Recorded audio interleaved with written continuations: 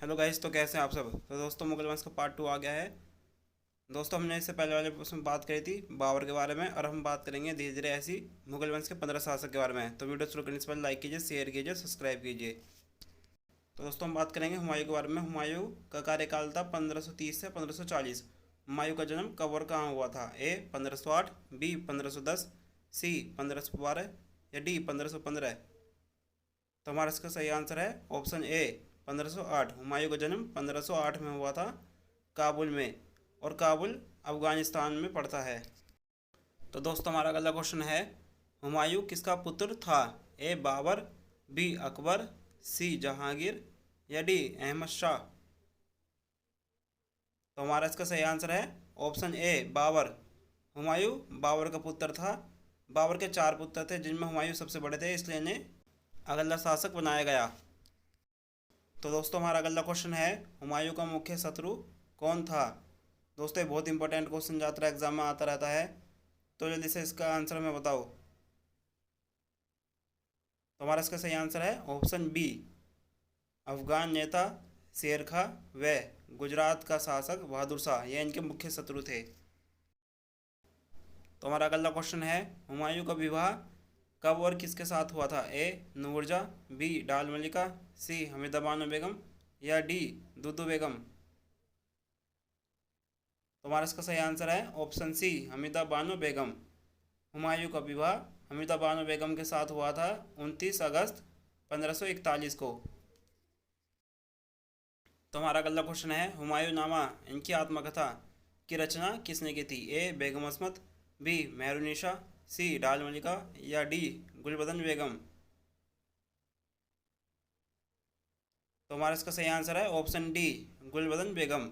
हुमायूं नामा की रचना गुलबदन बेगम ने की थी, और गुलबदन बेगम हुमायूं की बहन थी।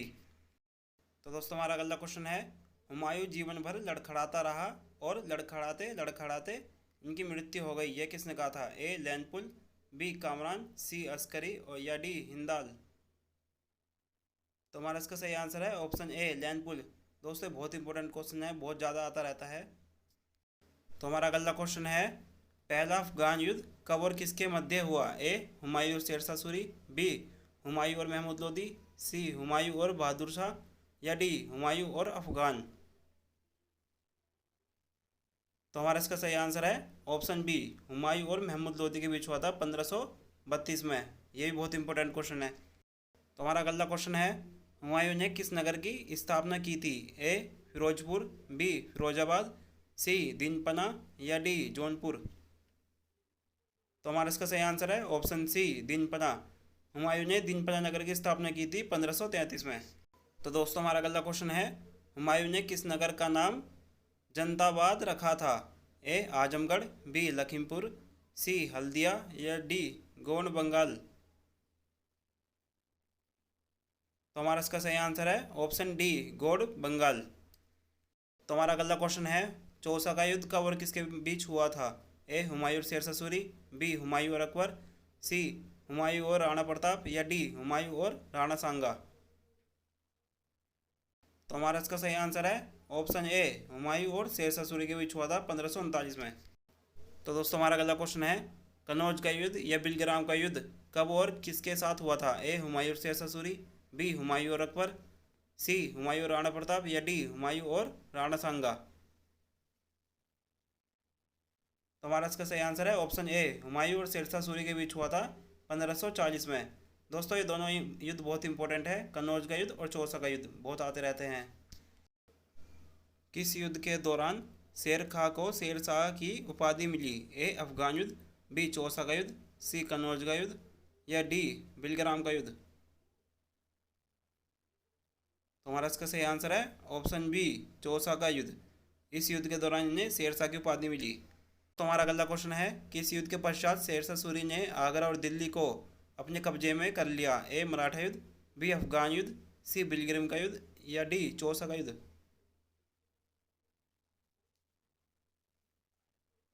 तो हमारा इसका सही आंसर है ऑप्शन सी बिलग्राम का युद्ध।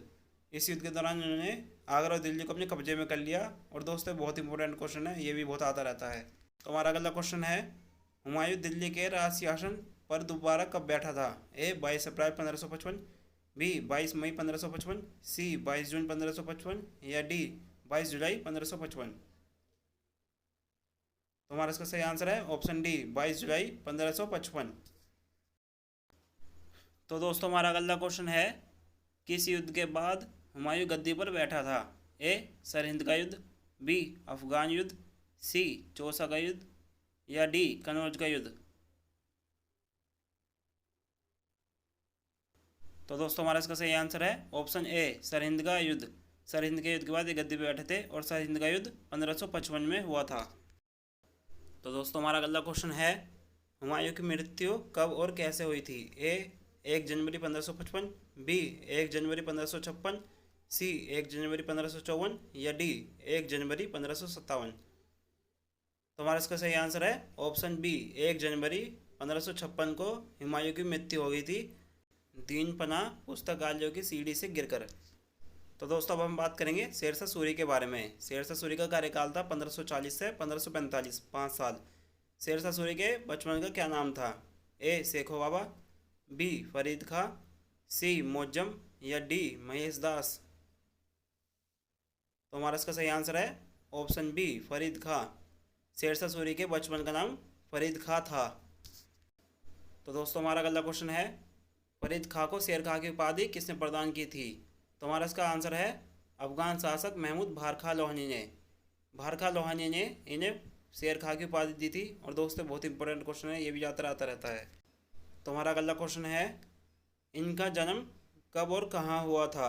ए 1470, बी 1471, सी 1472 या डी 1473। तो हमारा इसका सही आंसर है ऑप्शन सी 1472। इनका जन्म 1472 को हुआ था बजवाड़ा होशियारपुर में। तो दोस्तों हमारा अगला क्वेश्चन है, शेर खां का विवाह किसके साथ हुआ था? ए मेहरुनिसा, बी डाल मलिका, सी हमीदा बानो बेगम या डी दुदू बेगम।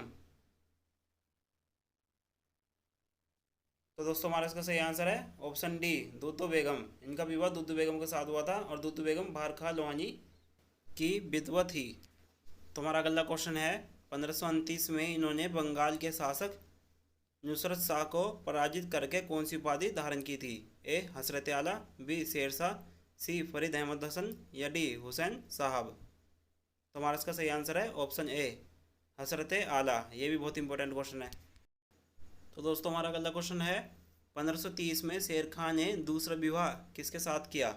ए बेगम असमत, बी डाल मलिका, सी दुदू बेगम या डी बेगम साहिबा। तो हमारा इसका सही आंसर है ऑप्शन बी डाल मलिका। डाल मलिका चुनार के शासक ताज खां की विधवा थी। तो दोस्तों हमारा अगला क्वेश्चन है, 1534 में सूरजगढ़ का युद्ध किस किस के बीच हुआ? तो हमारा इसका आंसर है बंगाल के शासक महमूद शाह और शेर खां के बीच हुआ था सूरजगढ़ का युद्ध। तो दोस्तों हमारा अगला क्वेश्चन है, शेरशाह सूरी की मृत्यु किस युद्ध में हुई थी? तो हमारा इसका आंसर है कालिंजर के युद्ध में। शेरशाह सूरी की मृत्यु कालिंजर के युद्ध में हुई थी 1545 में और मक्का शासक कीरत सिंह था। तो हमारा अगला क्वेश्चन है, रोहतासगढ़ का किला और किला ए ख्वाना मस्जिद का निर्माण किसने कराया था? ए बाबर, बी हुमायूं, सी अकबर या डी शेरशाह सूरी। तो हमारा इसका सही आंसर है ऑप्शन डी शेरशाह सूरी ने रोहतासगढ़ का किला और किला ए ख्वाना मस्जिद का निर्माण करवाया।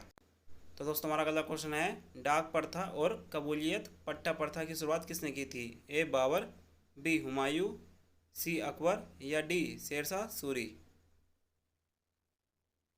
तो दोस्तों हमारा इसका सही आंसर है ऑप्शन डी शेरशाह सूरी। इन्होंने डाक प्रथा और कबूलियत पट्टा प्रथा की शुरुआत की थी। तो दोस्तों हमारा अगला क्वेश्चन है, पद्मावत के रचयिता मलिक मोहम्मद जायसी किसके समकालीन थे? ए बाबर, बी हुमायूं, सी शेरशाह सूरी या डी अकबर। तो हमारा इसका सही आंसर है ऑप्शन सी शेरशाह सूरी। मलिक मोहम्मद जायसी शेरशाह सूरी के समकालीन थे। तो दोस्तों हमारा अगला क्वेश्चन है, पाटलिपुत्र का नाम पटना किसने परिवर्तित किया? ए बाबर, बी हुमायूं, सी अकबर या डी शेरशाह सूरी। तो हमारा इसका सही आंसर है ऑप्शन डी शेरशाह सूरी। इन्होंने पाटलिपुत्र का नाम पटना रखा था। और दोस्तों ये भी बहुत इंपॉर्टेंट क्वेश्चन है। तो हमारा अगला क्वेश्चन है, चांदी का रुपया और तांबे का दाम किसने चलाए? ए बाबर, बी शेरशाह सूरी, सी अकबर या डी हुमायूं। तो हमारा इसका सही आंसर है ऑप्शन बी शेरशाह सूरी। इन्होंने चांदी का रुपया और तांबे का दाम चलाया था। तो दोस्तों हमारा अगला क्वेश्चन है, ग्रैंड ट्रैंक रोड की मरम्मत किसने करवाई थी? ए शेरशाह सूरी, बी हुमायूं, सी अकबर या डी बाबर। तो दोस्तों हमारा इसका सही आंसर है ऑप्शन ए शेरशाह सूरी। शेरशाह सूरी ने ग्रैंड ट्रैंक रोड की मरम्मत करवाई थी। तो दोस्तों हमारा आखिरी क्वेश्चन है, शेरशाह सूरी के समय में किस ग्रंथ की रचना हुई थी? ए महाभारत, बी भगवद गीता, सी पद्मावत या डी वेद। तो हमारा इसका सही आंसर है ऑप्शन सी पद्मावत, और पद्मावत के रचयिता मलिक मोहम्मद जायसी हैं। तो दोस्तों अब हमारा मुगल वंश का पहला पार्ट हो गया और ये दूसरा पार्ट हो गया। तो मैं इसी तरह मुगल वंश के 15 शासकों की वीडियो अलग अलग बनाऊंगा। दोस्तों मैं छोटी वीडियो 10 मिनट की इसलिए बनाता हूँ क्योंकि मैं चाहता हूँ कि वीडियो छोटी रहे और याद अच्छे से हो जाए। ज़्यादा बड़ी वीडियो में दिमाग कंफ्यूज हो जाता है। तो दोस्तों इसी तरह हम छोटी छोटी वीडियो के सारे पूरा मुगल वंश याद करेंगे। दोस्तों वीडियो अच्छे लगे तो लाइक कीजिए, शेयर कीजिए, सब्सक्राइब कीजिए।